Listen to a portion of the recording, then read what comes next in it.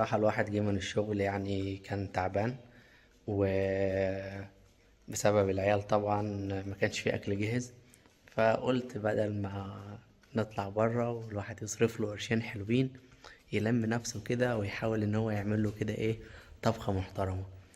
يعني اللي هو ناكل اكلة حلوة كده،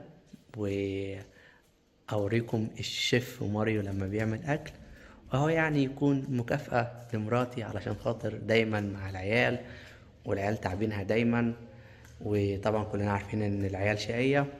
فقلت ان انا ايه النهاردة، تعالى على نفسك يا واد يا ماريو وساعدها، واعمل لها كده ايه اكلة حلوة. في اكلة كده يعني شفت واحد ايراني زميلي في السكن هنا بيعملها يعني، وجربناها وعجبتنا فهشاركها معاكم. هي عبارة عن فراخ كده وحوارات، معرفش اكيد عندنا في مصر يعني احلى منها، لكن احنا حابينها وممكن يكون ليها تسمية عندنا في مصر، بس انا بصراحة شفته هنا بيعملها. فهوريلكم الشيف ماريو هيعمل ايه. عايزك تركز معايا او تركزي معايا في التفاصيل والحركات والتوابل والدنيا دي كلها، عشان خاطر يعني ايه هتظبط الكلام الاكلة دي، يعني هتبقى اكلة حلوة يعني. فتابعوا معانا الفيديو، واتمنى المحتوى الترفيهي ده يكون عاجبكم. ولو في افكار فيديوهات حابين نعملها ما عندناش اي مشكلة نعملها. شارك معكم الدنيا عاملة ازاي في السكن الجامعي، هنروح المطبخ مع بعضينا. السكن الجامعي اللي هو في سيبري عندنا في نوفوسيبيرسك تبع الجامعة بتاعتنا. وهنظبط الكلام مع بعضينا، ولايك بتاعك وروق علينا بالاشتراك عشان خاطر مش بتشتركوا. خلينا نشوف الدنيا مع بعض عاملة ازاي. بص، والله فرحة مستمتعة يعني. انت قررت تعمل لي حاجة هتساعدني خلاص، يعني عارف ان العيال مطلعين. يلا مش هقول اي حاجة، المهم انك قررت تساعدني. انت قلت المكونات بتاعت الحاجة المنطقة صوتك عشان الناس يعني ولا إيه؟ طيب احنا ماشيين في الطرقة اللي مودية للمطبخ، فمش عايزين نعلي صوتنا، في ناس بتذاكر. بس فانا طلعت المكونات اللي انت عايزها، وجبت الكاتل عشان هنعوز ميه سخنة في المطبخ. احنا في المطبخ وجهزنا الحاجات بتاعتنا. طبعا الشمس زي ما انتم شايفين ضربة ورايا، ولكن ما علينا. هوريكم الحاجات اللي انا جهزتها وركزوا معايا عشان خاطر انا بقف في المطبخ بعمل حاجة محترمة. هنا طبعا دي الطاسة اللي احنا هنستخدمها، ولازم تكون طاسة زي دي. مش عارف انتوا بتسموها ازاي، تيفال ولا مش عارف اسمها ايه، المهم ان هي دي تمام. بعد كده هنا عندنا طبعا دبابيس الفراخ بتاعتنا. انتوا عارفين انا بحب الدبابيس جدا، لان هي بتطيب بسرعة وسهلة ولذيذة وكل حاجة. نغسلها غسلة محترمة كده. بعد كده هنا عندنا بطاطس، طماطم، بصل، توم، وشوية التوابل بتاعتنا اللي هنا. وهنا دي زبدة، طبعا مش زبدة بلدي جايبينها من المحل للأسف، يعني مفيش الزبدة بتاعة تيتا وجد والكلام ده كله هنا. وهنا دي يعني علبة توابل جبتها من سوتشي لما كنت في مؤتمر، آخر مؤتمر روحته. جبتها من سوتشي، شكلها جميل، فيها توابل حلوة، ريحتها قريبة شوية من التوابل اللي في مصر، فجبتها معايا. دلوقتي هنقطع أول حاجة البصل، بعد كده هنشوحه، نضيف الفراخ، بعد كده التوابل بتاعتنا. انا بفضل ان انا بعد ما احط البصل شويه كده تاخد تحميره كده بسيطه، واضيف التوابل، بعد كده البصل، بعد كده الطماطم، بعد كده شويه ميه. وطبعا نسيت اقول لكم، طبعا عشان الراجل بطبخ فبنسى ساعات، يعني البصل مع التوم عشان التوم بيدي ريحه. وما ننساش التوابل بتاعتنا ان هي لازم يكون فيها قرفه عشان خاطر الزفاره طبعا بتاعت الفراخ. انا شاطر اهو.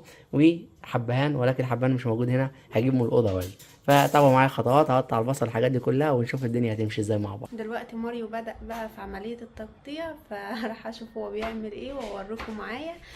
كويس الحمد لله ان ماريو بيساعدني في الاوقات اللي هو بيكون فاضي فيها دي. ودلوقتي احنا مع ماريو وهو بدأ عملية التقطيع. لو شايفين الشمس ضاربة في وشنا شوية.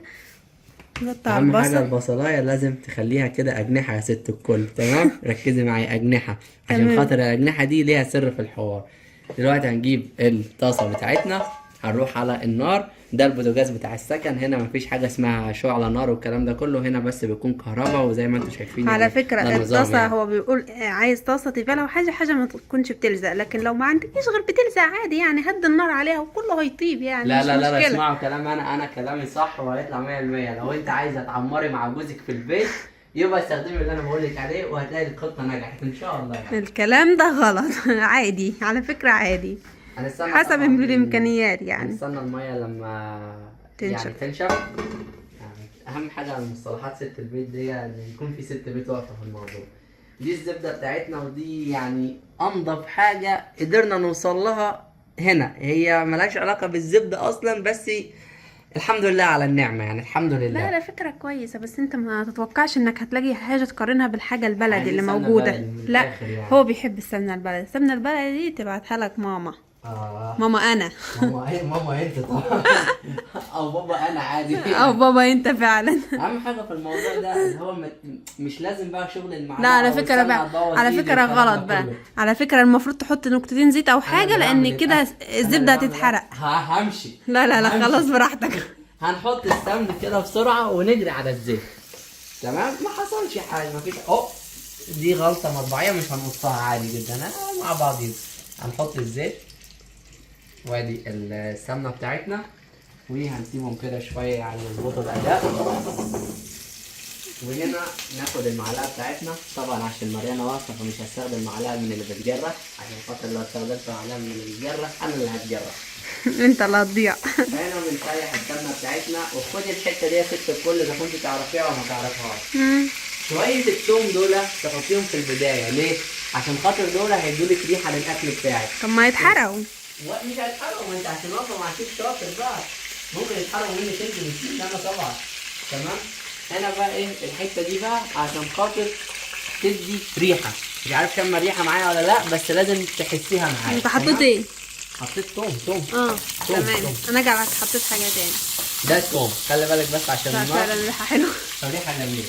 بس تمام. انك هتعمل ملوخيه. التركية التانية بقى شوية فلفل أسود حب علشان خاطر الزفارة بتاعت الفراخ، وكمان عشان خاطر الطعم يطلع. الحاجات دي تعليم هندي، خلي بالك يا ست الكل، ركزوا معايا صح. تحميص التوابل على فكره عندنا في مصر عادي. تمام. بعد كده هناخد كده حبايتين 3 قرنفل زي ما انت شايفه كده معايا يا ست الكل، ريحتهم جميله خالص، وننزل مع بعض في السمنه. كده احنا عندنا الثوم. دكتور ماريو قلب لشيف ماريو. يعني لا انا في وقفه المطبخ ما عنديش يا مرحمين. بس بصي بقى ست الكل، عشان مريم بتقول لك الثوم هتتحرق. الثوم لسه ما اتحرقش، احنا عندنا سمنه وزيت كتير، ولكن دلوقتي بدأت تحمر اهي بامانه. ما اتحرقتش، بدأت تحمر. في فرق بين الحرق والتحمير. هننزل بالبصل الاجنحه يا ست الكل، وركزي معايا، او يا عم الناس عشان خاطر لو انت او لو طالب مغترب يعني. او لو طالب مختلف بس، او حتى طالب في مدينه جامعيه بس. وتبداي تقلبي كده معايا لغايه ما ايه نلاقي البصله كده ايه بدات ان هي تحمر شويه. طبعا هنقلب، وكل ده هنتابعه مع بعض عشان خاطر الفيديو ما يطولش عليكي. التقليبه البسيطه، وهنوقف دلوقتي ونرجع ليكم مره. على بال بقى ايه ما البصله تجهز وتتحمر او تدبل زي ما بيقولوا، اوريكم الفيو بتاع المطبخ بتاعنا. يعني الفيو بتاعته حلوه، انا بحب اطبخ فيه، ووقت ما بتكون حاجه بتجهز لسه على البوتاجاز بقعد ابص على الفيو ده، بصراحه يعني ممتع. فاستنوا اوريه لكم معايا. ده الفيو من واجهه المطبخ بتاعنا، بيبص على الاشجار. شايفين ومطبخ السكن يعني. مطبخ السكن يعني، احنا عايشين في السكن الجامعي بتاعنا. شايفين طبعا، شايفين الشمس، هي ممكن تكون طالعه معانا اصلا واحنا بنصور. شايفين هناك قبة الجامعة، انت شايف الدنيا حرفيا. فبصراحة انا بحب الفيو ده خالص، بيديك راحة نفسية انك تبقى شايف حاجة كده خضرة او حاجة طبيعية قدامك وانت بتطبخ. فانا بحبه خالص يعني، ممتع. قاعدة هنا والطبخة قاعدة تستوي ورايا بعيش مع الطبيعة يعني، وفي شوية هوا كده حلوين يردوا الروح. يا رب اللي في مصر وفي الدول العربية يجيلهم شوية هوا من الهوا ده يعني. الدنيا هنا حلوة. هل البصلة يا ماريو اتعملت ولا لسه؟ البصلة قربت، بس انت عارفة التركاية اللي انا بحبها دلوقتي ايه هي؟ بالكاميرا وتعالي معايا. دلوقتي انا قطعت الطماطم بس عشان خاطر تكون كل حاجة جاهزة، ملناش دعوة بالطماطم. هنمسك التوابل دي، احنا اخترنا كام حاجة من العلبة اللي انا قلت لكم ان انا اشتريتها. تعالوا على حسب الريحة، احنا مش عارفين الكلام ده ولكن ريحتهم حلوة وجميلة. هنمسك التوابل بتاعتنا بقى وهنيجي مع بعض. شوفوا معايا البصلة ده الرز اللي انا هعمله. ماريو مش بيعرف يعمل رز يا جدعان. ماشي. وده البصله، يعني شايفه الشكل بتاعها اللي هو ايه دبل شويه كده، هو دبلان كده. ما تقوليش بقى لازم تحمر يا ماريو وانت ما بتفهمش في الطبيخ. اعمل اللي انا بقول لك عليه، وفي الاخر يعني هتروح عند بيت ابوك. المهم في الاخر هتروح فعلا. هنفتح التوابل بتاعتنا ونبدا طب ده ايه ده؟ شطه باين عليها. التوابل بتاعتنا دي حاجه ريحتها حلوه زي ما انتم شايفين. معرفش طبعا شايفين ريحه، ولكن تراست مي. هنا دي والله هروح حاجه في داهية انا مش عارف بالتوابل ايه هي الجديدة. ولكن ده جميله. ملح، ده ملح بحري ده. ده ملح بحري زي ما ورانا بتقول. هنضيف شويه ملح بحري زي ما انتم شايفين معانا كده. اهم حاجه ان انتوا تضيفوا التوابل في المرحله دي عشان لما الفراخ تنزل عليها وبعد كده الميه تنزل تلاقي ان الشوربه اللي هتشربها الفراخ او الميه طالع فيها كل التوابل دي. ده دي غالباً تقريبا توم زي او بصل بودر او مش عارف، حاسسها مرقه دجاج ولكن مش مهم، يلا. كله بينفع. هنا دي حاسسها يا عم شويه ما ان تحط. هي شطه، هنحط حبه. لا دي دي ايه؟ مش شطة، دي حاجات المهم اي اعشاب، حاجه حاجات من اللي بتدي روائح. اعشاب من اللي بتتشرب بنطبخ بيها. لا من اللي بتدي روائح ودي؟ زي القرنفل ودي اخر حاجه مش عارفه هي بس ايه شكلها عاجبني فاضيف منها شويه. تمام. والله طبعا لو العظيم ما الطعم عندكيش هيروح التوابل في ده يا داهية. ست الكل عادي مش مهم، ممكن تستخدمي التوابل بتاعتنا. هنستخدم طبعا هنا دي التوابل، هنستخدم القرفه عشان خاطر زفاره الفراخ حبه حلوين كده. بعد كده هنستخدم انا نسيت اسمه ده، كزبرة. كزبره مطحونه، ولو عندك كزبره مش مطحونه ممكن تضيفيها. كزبرة ولا كمون والله ما فاكرة. دي كزبره، دي كزبره شكلها كزبره. الكمون تاني بيبقى رفيع كده معاك. هنا دي شويه توابل فراخ، يا رب الكيس يكون لا فيه شويه حاجه بسيطه. تمام. بعد كده اهم حاجه الكركم عشان خاطر يدي معانا اللون الاصفر المطلوب شويه. ده الكركم ركزوا معانا كده اهو، اللون الاصفر مش هنكتر منه قوي يعني عشان خاطر ما يخليش الاكل كده لاذع. هنا حبه شطه مش تمام؟ بيعمل حاجة، مش بيعمل حاجه، حتى لو الواحد اكلها ما بيعملش حاجه اصلا، مجرد لون. شويه فلفل اسود وشويه بابريكا. طيب بعد كده حبه ملح بسيطه من الملح اللي بيملح بالعافيه. طبعا الشغل ده انا مش بينفع معايا للاسف، فاحنا بنعمل كده بكل بساطه، العاده والتقاليد المصريه بتاعتنا. طبعا ما تقوليليش يا ست الكل ان ده ملح كتير يا ماريو وده سم ابيض، لا ده هو هنا مش بيملح. وبعد كده شايفه الميكس ده كله هنقلبه مع بعض. شايفين الدخان اللي طالع؟ دي ريحه انتوا مش شامينها، انا بس اللي شاممها. انا اللي جعانة وعايزة اكل، انجز. كل ده هينفع معاك يا ست الكل لما تحط الفراخ بتاعتك دلوقتي وتبداي انك انت تضيف الميه. شايفه البصله وهي كده تبداي تضيف الفراخ، ما تستنيش ان هي تحمر عشان هي لو حمرت هتختفي، ولما تختفي مش هتحسي بالطعم بتاعها. فلكن لازم يعني احنا دلوقتي هنجيب الفراخ صح؟ من الاخر هجيب الفراخ دلوقتي. بحب ان ثانية انا اجيبها لك. احضرت الفراخ حلال يا جماعة. تمام، الفراخ حلال. احنا مش هنا من الناس بتبيع الاكل حلال تمام، ويكونوا كاتبين وورونا كل حاجه. ادي الدبابيس بتاعتنا هننزل بيها زي ما هي كده تمام اهم. مش عارف انا مش هيكفوني دول لوحدي اصلا بس ما علينا. هيكفي يا عم، في رز. انا بالنسبة لي اهم حاجة الرز. كده احنا ضفنا الفراخ بتاعتنا. طبعا يعني عادي عايز اضيفهم فوق البصل على طول، انا بحب ان انا اعمل شكل كده وناكل على وارسم فكرة هي بتنفع باي نوع، يعني باي قطعة من قطعات اي قطع الفراخ. فراخ عادي، مش لازم وراك، ولكن كل ما تقرب من الناحيه بتاعه العظم بيكون الطعم احلى. بس لان دي بتطيب بسرعة فاحنا بنحب نجيبها. حتى الفيليه بتطيب بسرعه، بس لما بيكون الاكل قريب من العظم بيكون افضل. بس شايفين اللون؟ يعني شايفين اللون؟ الفراخ اول ما نزلت اصلا اخذت اللون الذهبي. ليه؟ لان ماريو ضاف التوابل مع البصل. وهنا بنبدا نقلب شويه، وطبعا احنا مش هنحط ميه على طول، احنا هنسيب الفراخ ان هي تقلب شويه، ان هي تاخد لون شويه.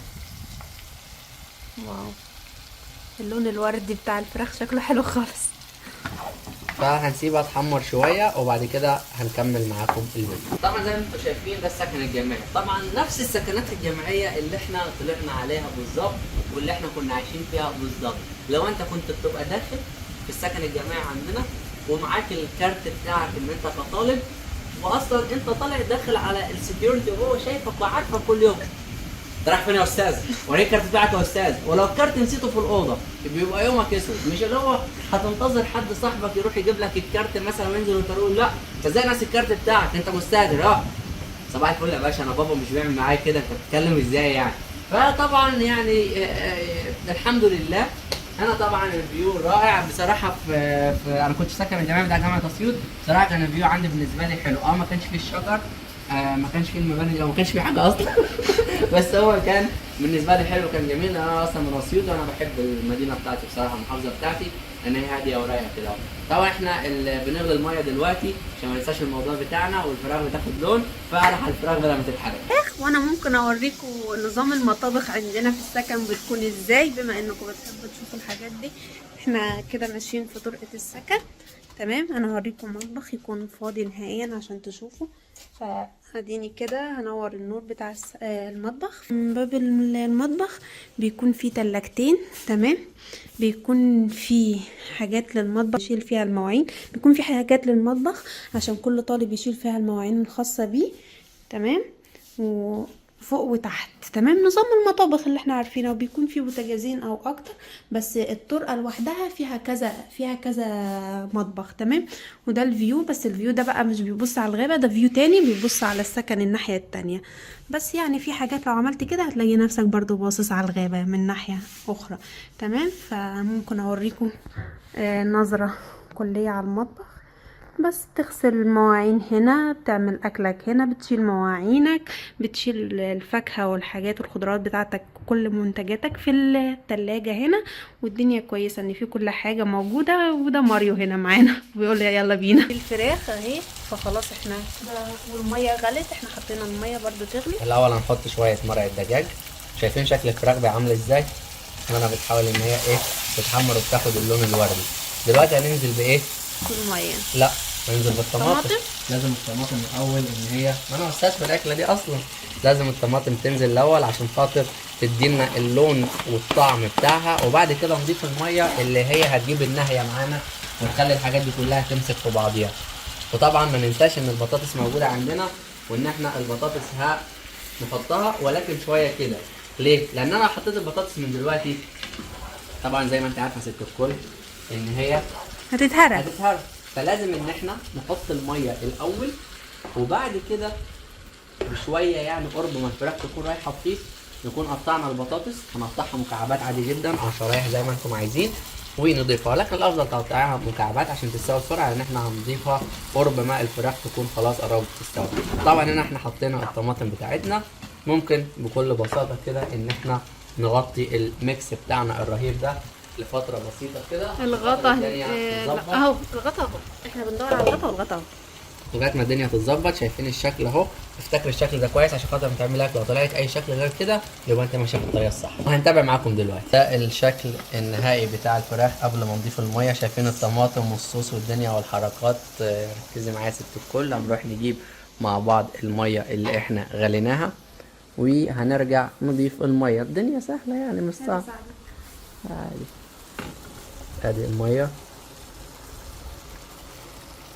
هنضيفها يعني يا دوبك هنغطي الفراخ، لان الفراخ زي ما انتم عارفين نزل الميه يعني اوريدي. ادي الميه كده كفايه ولا لا؟ كفايه كفايه. دي الميه بتاعتنا هنديها تقليبه بسيطه جدا بالمعلقه بتاعتنا. وده الرز انا بعمله هناك. وده الرز، وهنحمر شويه بطاطس. وهنا نحور شويه بطاطس عشان بنتنا بس كده. وهنغطيها ونسيبها تتسبك وتطيب. علشان اعرفكم انه ماريو لا يفقه شيء في المطبخ، بيقلي بطاطس بزيت الزيتون. ده غالي يا حبيبي. انا بحب الكواليتي بس مش بتحب الكواليتي؟ لا طبعا، عشان انت هتكسل انك تروح تجيب زيت تاني من الاوضه مش اكتر. اهو بص، يلا الحمد لله. الساعة الآن 9:30 بتوقيت نوفوسيبيرسك. طبعا مش هنقول بتوقيت روسيا طبعا، لان روسيا فيها مناطق كتير وتايم زون مختلفة عن التانية، يعني 200,000 تايم زون. توقيت مصر الساعة الآن 5:30 عصرا. شايفين الجمال الجو؟ يعني هو الواحد بيكون قاعد هنا ومستحمل الشتاء عشان خاطر يومين الصيف اللي بيجوا هنا. المنظر زي ما مريان قالت لكم من المطبخ. تابعوا معانا. هنبدأ نضيف البطاطس بتاعتنا يعني على الجمال. اوعى ننزل بقى. بصوا الفراخ بتاعتنا، هتلاقي ان التتبيله والشوربه دي دخلت لك الصوص والتوابل وكل حاجه لعظميه الفراخ جوه. احنا هنجرب معاكم الاكل وهتشوفوا الدنيا ماشيه ازاي. ننزل بالبطاطس بتاعتنا وكله بايدينا عادي جدا، مش لازم ان احنا نبقى متكلفين، عادي جدا. بعد كده نفرد البطاطس بتاعتنا ونفرد عليه، ممكن نقلبها خلاص هي الفراخ قربت تستوي. لو تلاحظوا ان هي خلاص الجلد ده بدأ يطلع والفراخ عمالة تتشقق، فده معناه ان احنا الدنيا بتاعتنا على العال يا وكل جماعة هي الفل. ما فيهاش مية كتير، هي من عادتها زي ما الناس بيعملوها اللي احنا اتعلمناه منها، بيبقى فيها صوص ممكن تاكله مع الرز والكلام ده كله، بس او تاكلها بعيش يعني. يعني هي ده مش ميه كتير، يعني احنا اللي حاطين عشان احنا عايزين الصوص ده كله هيتقل دلوقتي. بس انت استني معايا بقى، اتفرجي للنهايه بقى يا ست الكل او يا انكل يعني لو ودي بتتفرج. البطاطس بتاعتنا ودي هناك. البطاطس ده الرز يعني لسه. ده الرز حاجات عاديه يعني بسيطه. بس زي ما انتم شايفين احنا مضفناش توابل ولا اي حاجه غير التوابل اللي احنا ضفناها في البدايه. ده الشكل قبل ما نحط الغطاء بتاعنا وهنرجع ليكم تاني. احنا خلاص الفراخ خلاص يعتبر شبه استوت خلاص، يعني هنطفي النار عليها دلوقتي. اوريكم غروب الشمس، شايفين المنظر عامل ازاي؟ المنظر جميل خالص، شايفين؟ تحفة تحفة، حاجة كده طبيعية سبحان الخالق. شايفين؟ وده ماريو. فخلاص هنروح نشوف الفراخ. ده الرز اللي مريان عملته. الله الله. يعني زي ما انتم شايفين يا جماله بالمايونيز بس من غير مايونيز، مفلفل مفلفل وزي الفل. و بصراحة جامد. دي الفراخ بقى اللي انا قلت لك عليها يا ست الكل. شايفين الجمال؟ اهو ده اللي جامد فعلا. شايفين؟ ادي الفراخ بتاعتنا اهي، عشان بس نوريكم الدنيا ماشية ازاي. احنا بس ايه، ادي الصوص اللي احنا قلنا عايزينه زيادة وهنعرف ليه. انت اقترحت فكرة واحنا في المطبخ على الصوص ده، ممكن نعمل بيها ايه؟ نحط عليها ايه؟ الصوص ده نسيت هنحطه على الرز طبعا. لا قلت حاجة تاني، قلت ان ممكن ناس تحط عليه رز بسمتي. لا يعني هنا احنا ممكن بالكلام ده نزود شوية مية تاني ونحط رز بسمتي، هيظبط الكلام هنا يعني في الاكل ده نفسه. تمام. طيب المفروض احنا نعمل ايه؟ هنجيب شوية رز كده. تمام. ده يعني بس عشان الفيديو، لكن ده مش هيكفيني طبعا. تمام. وبعد كده هنجيب الصوص بتاعنا وهنحطه على الرز كتر البطاطس انا بحبها. عشان خاطر مريانة. ادي البطاطس. تمام. بعد كده هنطلع الفراخ بتاعتنا زي ما انتم شايفين. الاكل كله مستوي. ده الحاجات دي الشكل فلفل النهائي اسود يا جماعة، فلفل حابة الأسود بيدي بتاعنا. طعم حلو. البصل اللي قلت لك لازم يفضل معاكي كله موجود. طيب اول حاجه انا جعان. اول حاجة انا هاكل، بعد كده اقيم وادوق وافتح زي ما نحط الفراخ. البطاطس في الاخر، على الرغم ان احنا حاطينها في الاخر، لكن هي تحسها ان هي ايه، ان هي اتهرت شويه. مش كل البطاطس ولكن هي لا مناسبه على فكرة جدا، ماسكة نفسها يعني. ماسكه نفسها خالص. بالنسبه للفراخ التتبيله يعني انا متاكد ان هي داخله لجوه. انا لسه هفتحها قدامكم زي ما انتم شايفين، مفيش اي دم خالص، كله تمام. اللون روعه. ادي الفراخ كلها اهو، عشان بس ايه يبقى كل الدبابيس معاكم مفتوحه اهي. والتتبيله لو انتوا بتدوقوا هتلاقوا ان هي واصله للنهايه. فالمفروض نعمل كده على الرز وننزل. اكيد حلو ان انت اللي عاملاها يعني. لا حلو، بس لو في شعرية كان هيبقى احلى طبعا. اكيد على حسب الميزانيه. حلو. تمام. نفتح الفراخ، انا بفتحها بايدي مش بالمعلقة. بس انا هحوش الجلدة دي عشان مش بحبها. تمام. وهنا الفراخ بيضة حلوة خالص. تسلم ايدي. طبعا طبعا يا ماريو، كفاية انك عملت لي. ندوق الفراخ. حلوة طرية 80 من 10. 100%. البطاطس بقى نخش بقى دي. تعالي انت كده وريني نفسك. حلوة مش مهرية على فكرة، ماسكة نفسها. مش عارفة انت يمكن بتقول انا مهرية بحبها ليه؟ ناشفه شويه يمكن. عشان انت ده عيب على فكرة فيك. انت بتحبها ناشفة، لكن انا لما بطيبها كده بقول دي مهرية. لا دي مش مهرية، المهرية بتبقى زي المسلوقة البوريه. البوريه. ولا ندوق. عايش والله يا مريم. طب ما تطبخ لي كل يوم برضه. لا طبعا دي كانت غلطه بس. غلطة المساعدة بقت غلطة. نشوف الصوص، نحط شوية من الصوص ده عشان بحبه على المعلقة. خلينا ندوق عشان عايزة ادوق الصوص.